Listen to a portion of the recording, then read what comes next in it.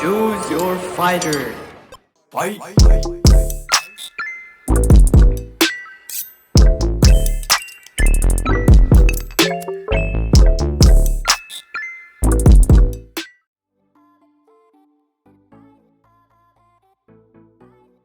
So after ng brows, what I do is I now start setting my face.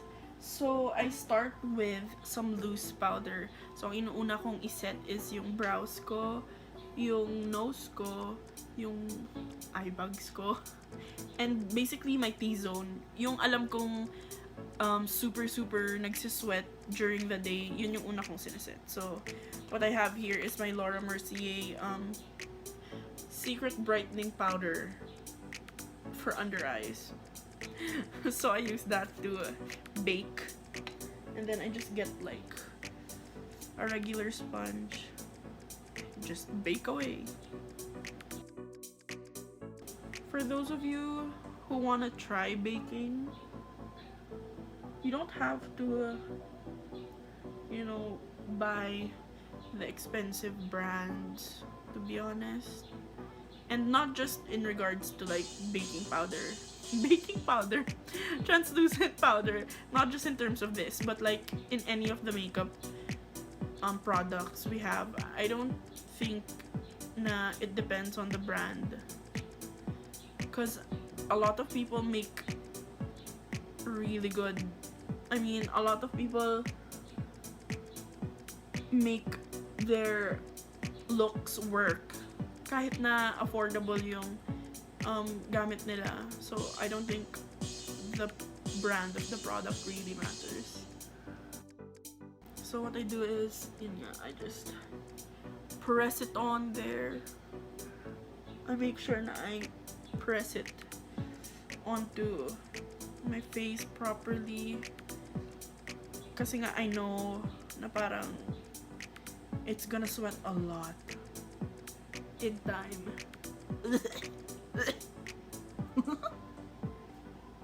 Where's the... Paubos na siya actually.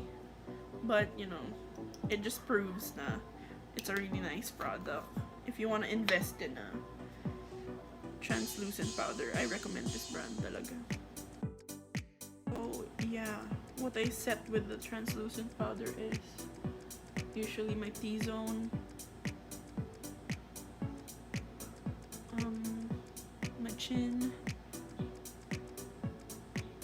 my laugh line, and lastly, my brows. I'm making a mess. It's messy. Baking is messy. Okay. Okay na. Tapos na ako. Okay. So after baking, that's it for a bit. And then I go in with some powder foundation, just so I could use that to, brush this off and to set the rest of my face. So I'm using the Maybelline Super Stay Full Coverage Powder Foundation, which is 24 hours. Hours?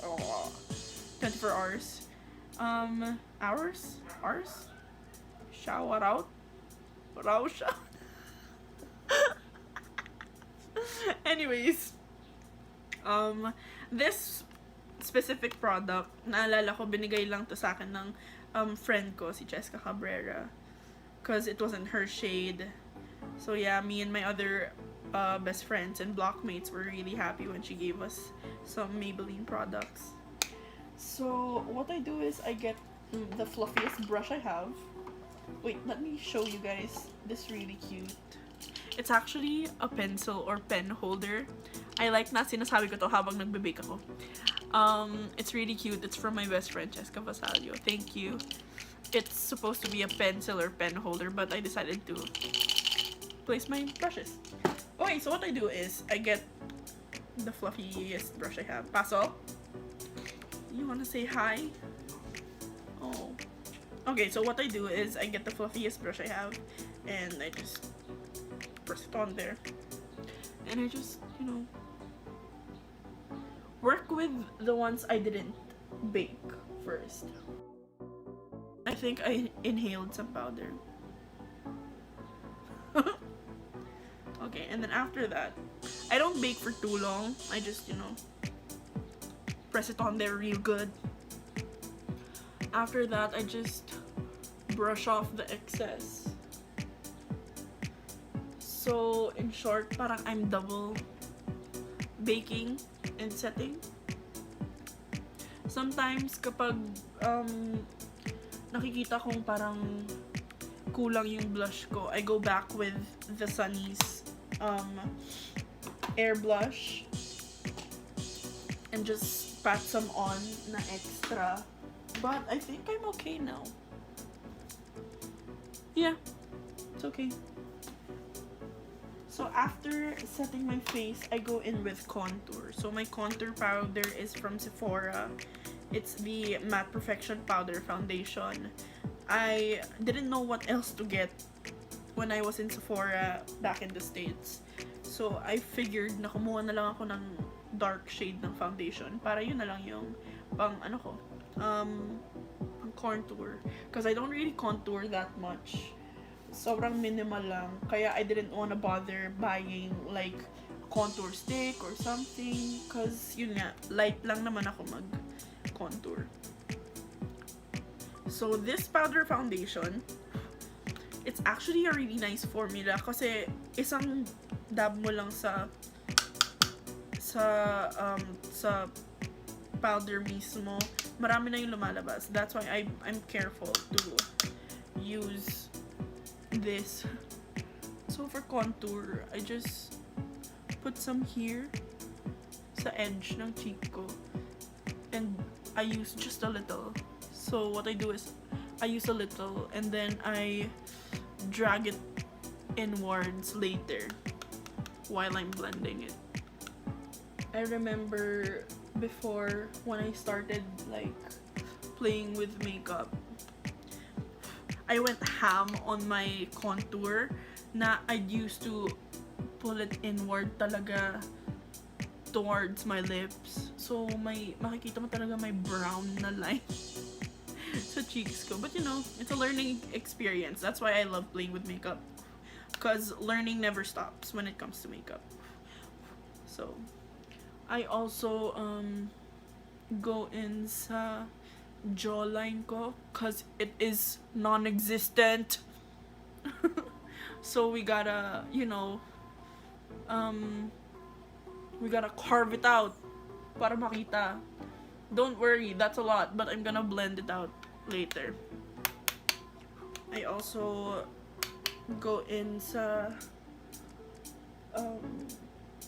what do you call this part? My forehead and my temples? I think that's what you call it.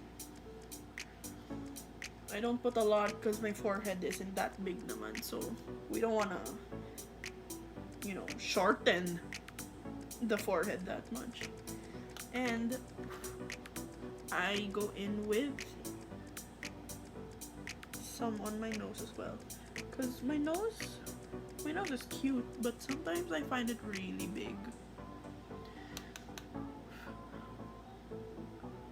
So we're just gonna do that little. Okay, and then what I do, I go in with the same brush, pero nililinis ko lang siya ng mabilisan on a towel para mawala yung excess product. And then I go blend. See, it looks like I have a jawline now. Amazing. But don't worry, it still looks like it's a lot, but I'm just gonna cover that up or blend it out with some powder foundation. The stupid faces we make when putting on makeup. So just a little powder foundation on that part of my jaw sa baba, just to balance it. It's getting there. Okay, I think I'm done setting my face. Okay, so after that is another one of the longest things I do during my makeup routine.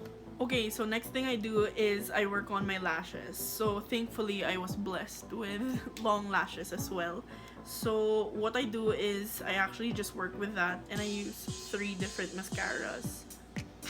It makes sense. So just let me explain. So since I do just work with what I have, I'm not a fan of wearing falsies every day. It's just I find it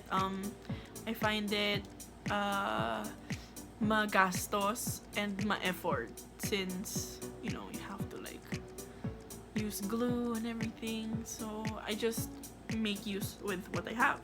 So for my lashes, I start by curling them, and then I use 3 different things for 3 different aspects. So I use the Maybelline New York, the Hyper Curl Volume Express Waterproof for parang priming my eyelashes. Yung formula nung mascara na to, hindi siya bumabagsak. That's why ito yung unang-una kong ginagamit. Also, it's already thick enough kasi nga volumizing mascara siya. So, it's a good like start. And then next, I go with the Maybelline. I use the Maybelline Total Temptation mascara. So, ito naman, ginagamit ko parang pampakapal lang din. Lastly, this was a gift from my best friend. This is the Kiko Volumize Active Mascara. I use this naman to parang set the mascara, kumbaga, and para mas lalong maging curled yung mascara. So there. That's why I use 3 different mascaras. Okay, so while I curl my lashes, I'm gonna answer more questions. My other friend says, do you think things will go back to normal in general after this ECQ? I personally think things aren't gonna go back to normal. Kumbaga, there's gonna be a new normal. You know what I mean? Things are already changing so fast ngayon pa lang. What more when we are allowed to go out na and are allowed to go back to school or to work, ganon. So I don't think things are gonna be going back to the kind of normal we're aware of. A lot of things are gonna change, and a lot of things are already changing, and I think we have to be ready for that. So yeah. So, my friend at the Nixie taught me na kapag nagka-curl ka ng lashes, you have to pull it down and outward para mas natural yung tingin ng pagka-curl ng lashes. Because if you curl it like this lang, it's just gonna be like that. So you have to pull it out a little bit. Okay, another question I have here is, what is something you like to do that other people would probably consider weird if they knew? The only thing I could think about is the fact that I eat corn, as in ginagadgad namin yung mais, and I mix it with cheese whiz. Is that weird? I don't think it is, because if you think about the concept, it's actually really good. So maybe you guys can try it out. I've only just thought that it was weird since I've never heard anyone else say na yun din yung ginagawa nila. So yeah.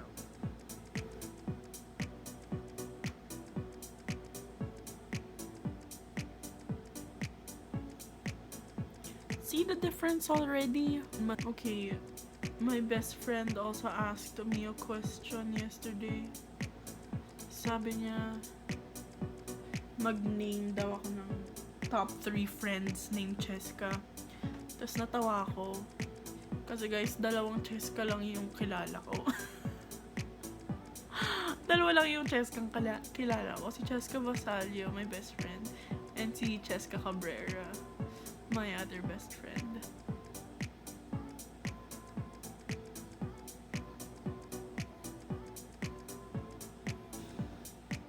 Okay, this is like the last question I have from my friends. One of my friends asked, what are the things that you would not tolerate in a friendship? I like this question since sadly, kahit matanda na kami ng mga kaibigan ko, ang dami pa ring toxic, you guys. So, some of the things I would not tolerate in a friendship is kapag in general masama yung ugali mo. Kasi ako, sociable akong tao. And if in public, or kahit kapag kami lang yung magkakasama, tas ang bastos ng ugali mo, like, why bother? Tapos magiging defensive pa sila, ganun. Parang hindi naman masama ugali ko, ganun. I also do not tolerate cheaters and liars. And, basta kapag yung isang tao walang manners, especially sa, actually, regardless of the age, sobrang red flag. I'm finally done with my lashes. So the last three steps I have for this routine is highlighting, and then my lipstick, and then setting my face. So for my highlighter, I go in with my Huda Beauty 3D highlighter palette. It's so dirty, I'm so sorry, but what I usually use is this I don't know how you say it, so I'm not gonna try and butcher it. I use the powder highlight. So what I do is I get my fan brush, and since there's, you know, kita pa rin yung highlighter ng Sunny's face even though I set my face already, konti lang yung nilalagay ko kasi minsan I have a bad habit of over highlighting, so I try to really control the amount I get. So what I highlight is just usually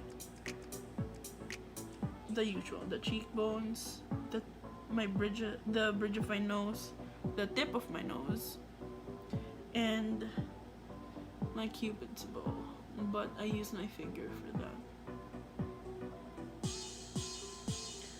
I don't really go in sa corner ng mata ko and sa brows ko cause, you know, I don't really spend that much time highlighting.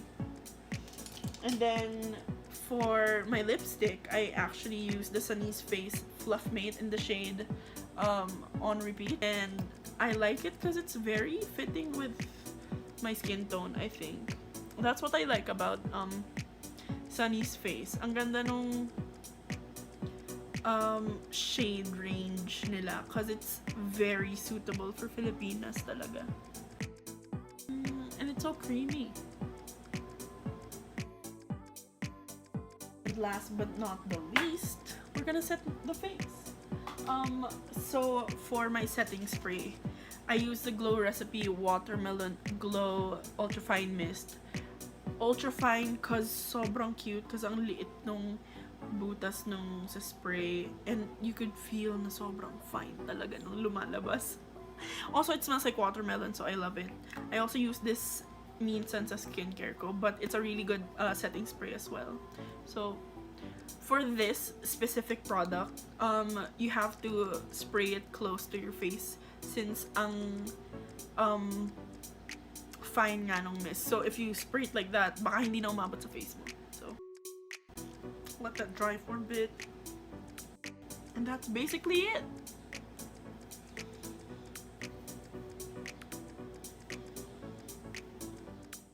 So yeah, that's basically my makeup routine. So this is the makeup look I usually go for when I go to school, go to the review center. Tapos pag trip kong mag-makeup, pag magmo-mall kami, ganito lang talaga yung nilalagay ko or ginagawa ko. Also, let me know what else you guys wanna see in my channel. Like, give me vlog ideas if you have some. So yeah, thanks for watching, and I hope you guys enjoyed the video. And I'll see you in the next one. Bye.